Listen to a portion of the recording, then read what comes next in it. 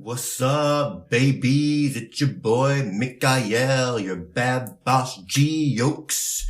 So, I've been getting haters recently, hater-raters, hater radiating on me, criticizing my personality, saying there's inconsistencies in how I speak.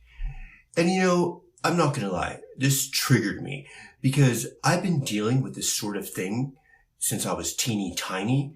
Like all my life pretty much, where people are always criticizing on me and judging me and disapproving of me. And it's always something. It's always something. If it's not one thing, it's another. Whether it's the way I walk, the way I talk, the way I look, the way I dress. It's always something. Even my lips. No joke. Even my lips. People hater radiating on my lips. They call me blue steel, call me duck lips.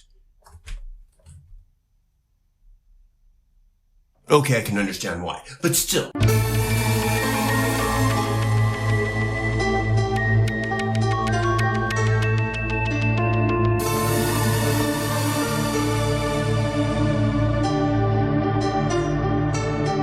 Bullying is nothing new to me. I've been going through this pretty much all my life. And basically, I can act any way I want. I can speak however I want to. It's my prerogative. And people are judging me. I've had people in my life judging my personality because I admit I have many different personalities. I do have all these different personalities, but it's not like split personalities, nor is it that I'm being pretentious. It's not pretentious. I'm not, pretending. It's really, these are facets. It's more like these are facets of me. So I can act like this. I can talk like this, and this is a version of me. As a matter of fact, recently I did a video called Self-Heroism, the Triumph of the Traumatized Inner Child. And this was the persona that I came out with in that video because of the subject matter I was dealing with. And that doesn't mean this side is not me. This is very much me. This is a very much a real side of me. Or I can be like this, yo. I can act like this, yo. I can be this G. And this is still me too. This is just as much me as that other persona is. And, so, I'm just not that one note kind of person. And I give myself the permission and the freedom to just be in the moment, unplugged, raw, just myself. And I guess a lot of people, when people see that, I guess they judge it, or I feel what happens is people see that you have a charisma about you, like when you have a certain energy about you. Like I have a lot of energy. I do. I'll admit, I'm like the Energizer Bunny. I can drive some people crazy. I admit, I'm very energetic. It's just my nature. And I guess when people see that, I think they get envious or they get competitive toward it because people want to make you insecure. They want to try to bring you down and bring down your charisma. And sometimes they bully you. They bully you into dimming your light. And I'm so sick of it. Okay, you guys, I'm at this point in my life now where I've been so traumatized by the bullying that I've endured and that I've survived. And it's been years of therapy to get this nightmare footage of what has happened to me, to deal with it and process it. And the bullying, it doesn't end. It doesn't end after you leave school and you're away from the bullies because the bullies, they live in your mind. They live in your mind. As a matter of fact, I was watching the new Chucky TV series, the Child's Play Chucky TV series, and it's all about this. It's all about the bullies and bullying. And it triggered me. The show, it's so good, but it really triggered me because it's so realistic.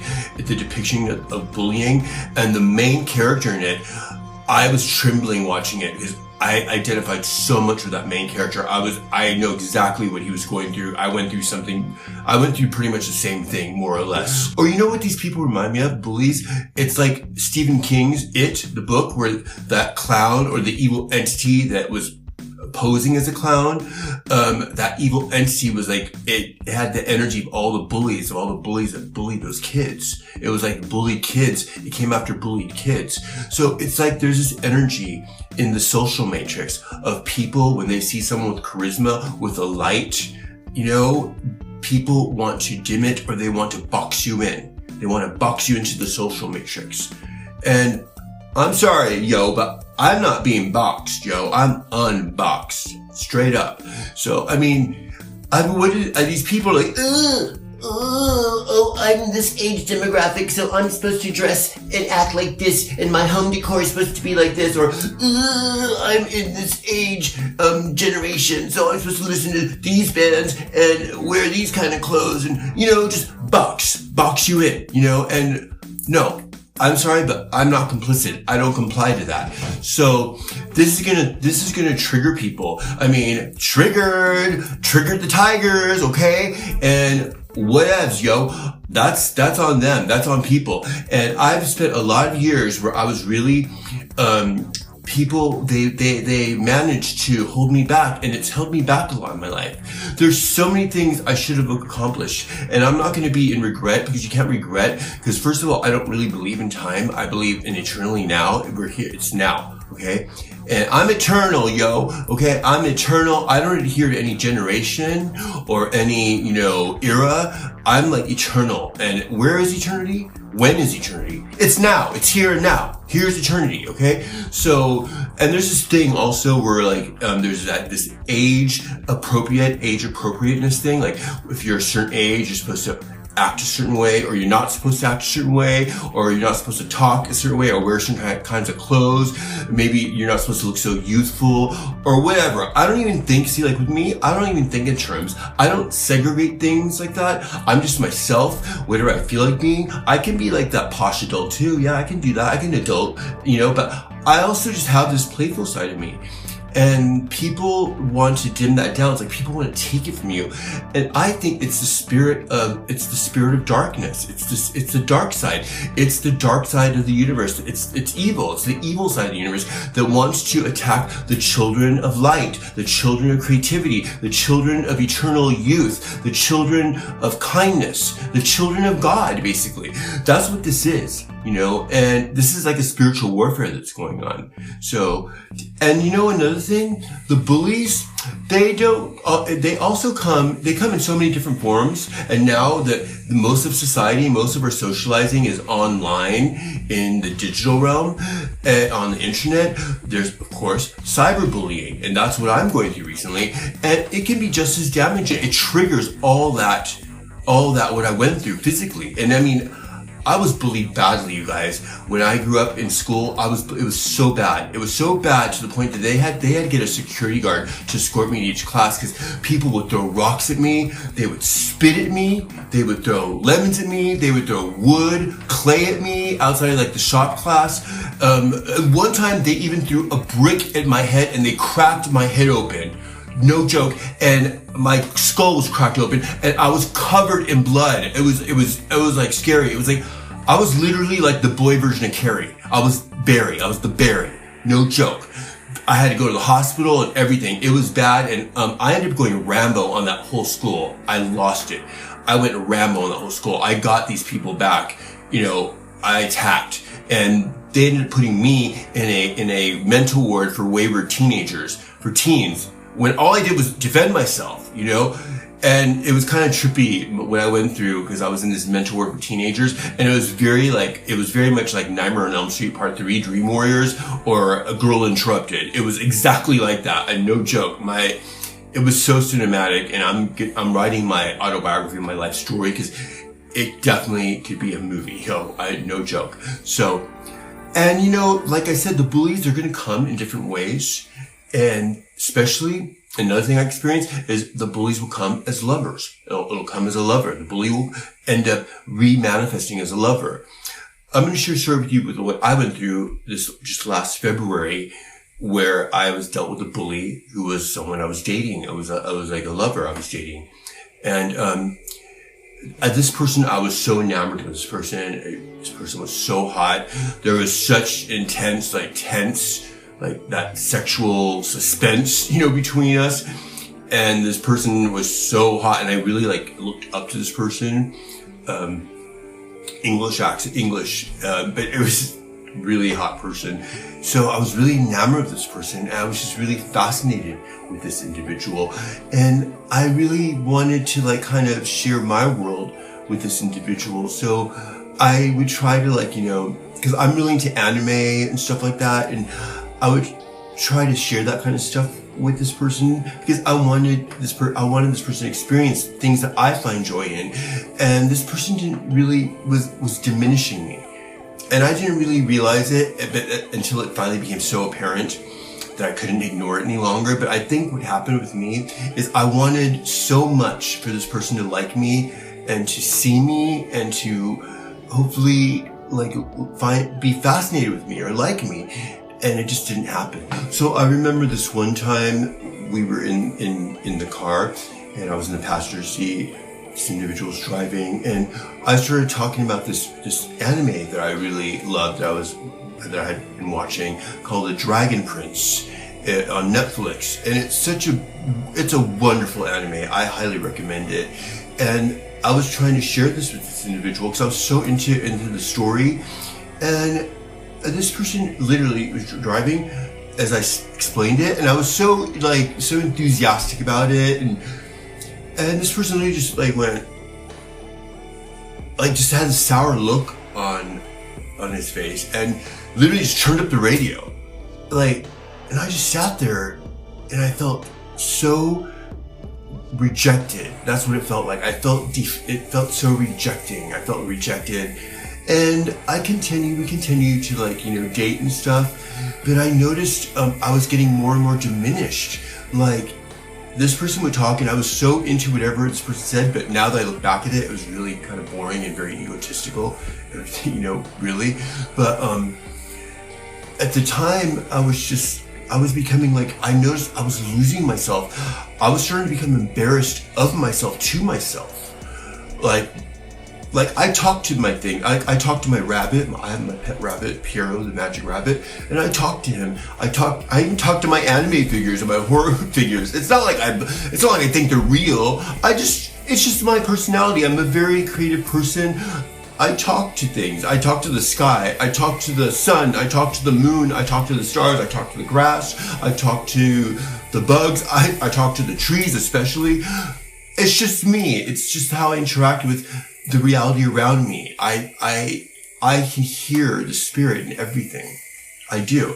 And I remember I tried explaining that to this person, and this person just went, okay. It was just I was constantly being dismissed, and it was as if this person's perspective of me started sinking into me, to where when I was just on my own, like, usually I go outside, and if I'm going out hiking, I'll say, hi, sun. I say hi to the sun. And I noticed I stopped, and I went, like, I felt stupid all of a sudden. Like, I was feeling stupid inside myself about myself.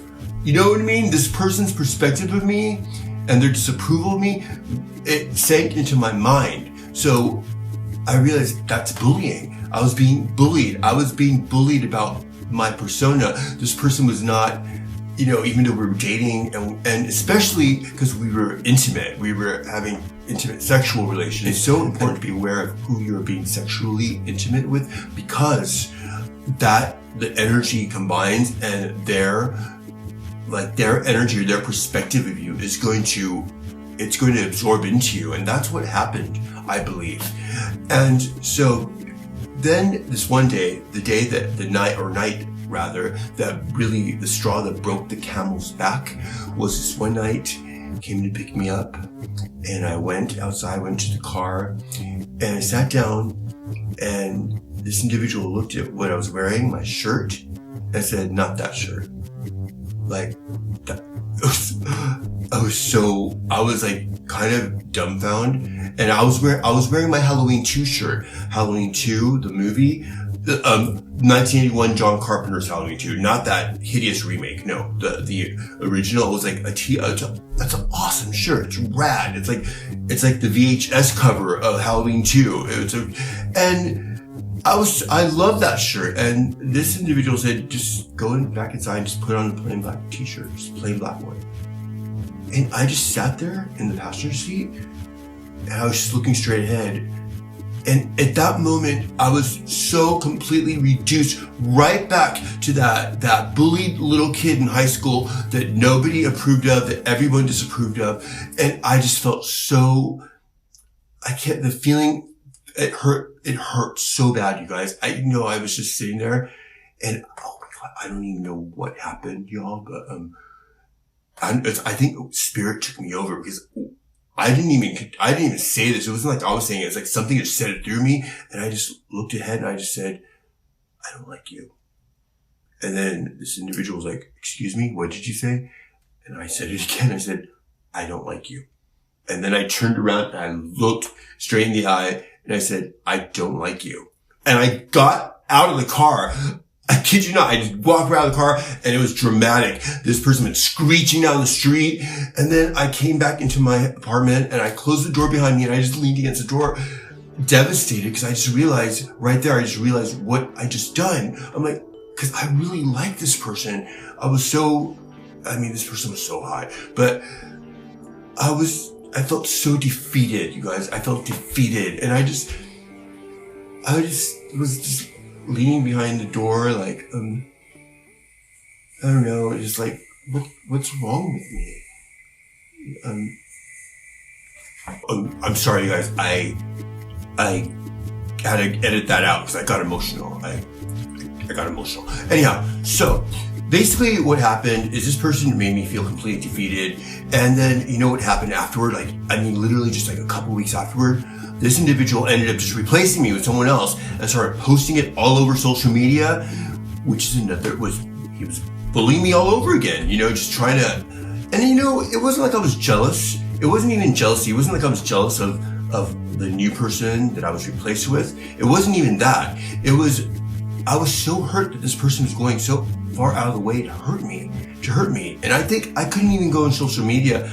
I think almost 2 months after that, I didn't even go on social media. And I just didn't want to see, I didn't want to get into it because I knew what was going on. I knew the energy, this war that was going on. So, and what ended up happening is months later, this individual ended up texting me, and I knew it was coming too because I was doing tarot cards, and it kept on coming up. There's someone regrets how they treated you. Someone's going to be making contact with you. I knew it was coming, and sure enough, it came. And I remember I got the text, and it said, "Hey, what's up? How are you doing?" And I'm like, "Well, there it is. Here it is," just like the tarot card said. And I'm like, "Hey, how are you?" And he's all good. And he's all, "How are you?" And I'm all good. And then it said, "Have you started dating yet?" And right there, I knew. Right there, the first question asked, "Have I started dating yet?" I knew that this wasn't a person who was interested in me or missed me or was concerned about me at all. This person just wanted to know if I was dating someone else. It was more coming from competition. That's all it was. I knew it right there. And then I said, "No, I'm not on the rebound like you." And then the individual said, "Don't be jealous." I'm like, "I'm not jealous." And he said, "Well, you sound bitter. Don't worry. You'll meet someone someday." And I was like, I know I'll meet someone someday. And besides, I was the one who broke up with you, remember? I was like pissed, yo. That was it. I got on every single social platform. FB blocked. IG blocked. Blocked this person out of all social platforms. Blocked out of my phone. I was just pissed. And that was like the closure I needed. And I remember later that day or that night, I was brushing my teeth. And like, I felt so empowered by doing that, but then the defeatedness started, leaking in again that night when I was brushing my teeth, and I couldn't even look at myself in the mirror. I was just like, and I just felt that feeling. I felt so defeated, and these thoughts were coming in like, oh, this person won, this person found someone else, and I'm the one who ended up alone, and just this defeated feeling. And then I caught my eye in the mirror, and I said, with the toothpaste all in my mouth, I'm like, "You know what, Michael? You were rejected, Michael. Okay? This person just didn't like you." And I was finally able to just say it. I was able to say it with my mouth it. It was the closure I needed. I needed the closure with myself, not from this person. To just say what happened and to admit it and to accept it and to process it. And then I looked at myself and said, you know what, Michael, you're dope as fuck, yo. Like, I love me, and there's nothing wrong with saying that you love yourself and with admitting that to yourself. And I was like, because I do, I love me. I'm so creative. I love my energy. I love like everything about me, the things I create, the ideas I come up with. I love myself. I have fun with I love you. I said that to myself. I love you, and it's so important for us to really know the things that people reject about us, on us, like our quirkiness, our differences, our personalities, stuff like that, are the things that are the best things about us. So sometimes we have to realize, like I said, this is a war of the mind. The bullies, they get into your mind. And like I said, they come in disguises. They'll come as a lover. They'll trolls on the internet. It's all the same spirit. It's all like that, the it spirit, that evil clown or whatever. It's that same energy, yo. And it doesn't matter, if people make fun of your personality. With me, I have a lot of personalities. I do. I have all these different, like I said, facets of me. And I'm not going to limit my personality, you guys. I'm not going to. I'm not going to be like, oh, and people are just so like, oh, he's got the multiple personality disorder. Well, bish, you got the dull as dishwater disorder, okay? You know what I'm saying? Like, I don't give a fuck. I'm at that point now where I'm just like, I've been held back for so long by people because I started believing what people were saying about me and how they perceived me. I was starting to get their perception was starting to sink into my mind, and it really affected me for so long. Like, I've had to diminish my light just because I don't want to make other people think that I'm like, full of myself. I've had people do that too, discourage you, because they're like, God, you're so into yourself. And it's not that I'm into myself. I love myself. I am into myself. Not in some sort of arrogant way. It's just, I have all these cool ideas. I like the ideas I have. I'm always creating things. I'm always doing different projects. And I like that. And people, when they see that, because I guess maybe they're not like that, they don't know how to deal with it. So they want to criticize it. I think personally it's because there's an envy going on, is what's going on here. Now back to these haters, just the most current haters I got today and yesterday, hating on me, whatever, criticizing me, trolling on my posts or whatever. It really triggered me. It pissed me off. And we have to another thing we have to do is we have to be aware of allowing these bullies to put us out of our character, because that's going to damage us. And I noticed I got really riled up. They were saying some shiz that was, making comments that were really, really it just made me realize how cruel people are. I was sharing that how I was bullied because we were talking about the show, the Chucky show, about the bullying. And I was sharing how I retaliated, and these people were saying that I was the bad guy for retaliating, for defending myself, and I was like, and there was no comments or any concern about what I went through. It was all like, how could you do that to these people? Because I got revenge on these people, and I was the bad guy. And that really triggered me. I was pissed. And I could feel myself, even though it was online, I could feel myself getting, it was bringing all that rage back in me, that hate, almost like a homicidal hate.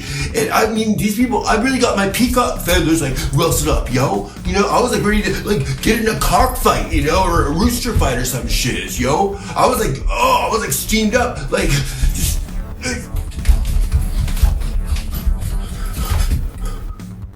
I must get some water. I am feeling hyperventilated.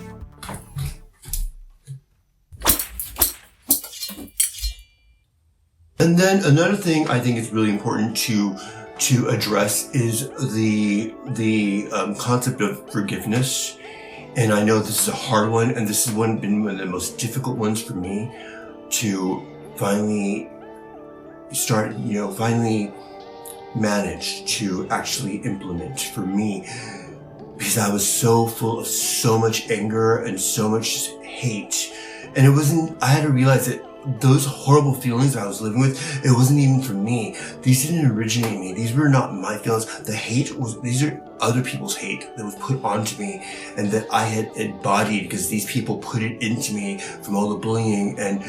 But the only way we can survive it when you've been bullied is by forgiving. And I know it sounds like an oxymoron because, I've done the revenge thing. And when I did the revenge thing, what happened to me? They ended up putting me in a mental ward for wayward teens. That's what happened to me because I got revenge on these people. I physically went after each one of them and I got revenge.